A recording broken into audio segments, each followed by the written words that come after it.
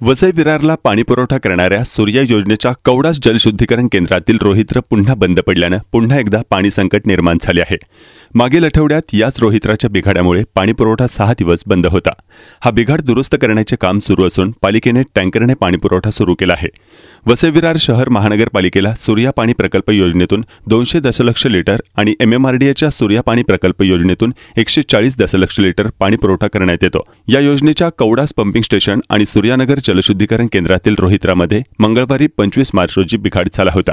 त्यामुळे मागील आठवड्यात मंगळवारपासून वसई विरार शहरात मोठे पाणी संकट निर्माण झाले होते। या काळात वसईकरांना केवळ सूर्या योजनेच्या जुन्या योजनेतून कमी दाबाने अनियमित पाणीपुरवठा करण्यात येत होता।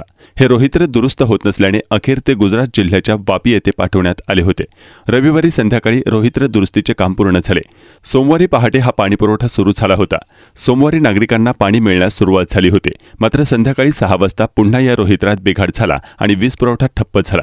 परिणामी MMRDAच्या योजनेतून होणारा 140 दशलक्ष लिटर्स पाणीपुरवठा पूर्णपणे बंद झाला आहे। यामुळे शहरात पुन्हा पाणी संकट निर्माण झालं आहे। हा बिघाड दुरुस्त करण्यासाठी युद्धपातळीवर प्रयत्न सुरू आहेत। सलग दुसऱ्या आठवड्यात वसईकरांना पाणी संकटाचा सामना करावा लागतोय। दुसऱ्यांदा पाणी संकट निर्माण झाल्यानं पालिकेपुढे मोठे आव्हान निर्माण झाले आहे। पाणीपुरवठा विभागाचे कर्मचारी सकाळपासून कवडास येथे दुरुस्तीच्या कामात आहेत। मंगळवार संध्याकाळपर्यंत दुरुस्तीचे काम पूर्ण झाले नव्हते। सध्या महापालिकेच्या सूर्या धरणाच्या नवीन आणि जुन्या योजनेतून होणारा एकूण दशलक्ष लिटर्स पाणीपुरवठा करण्यात येत आहे।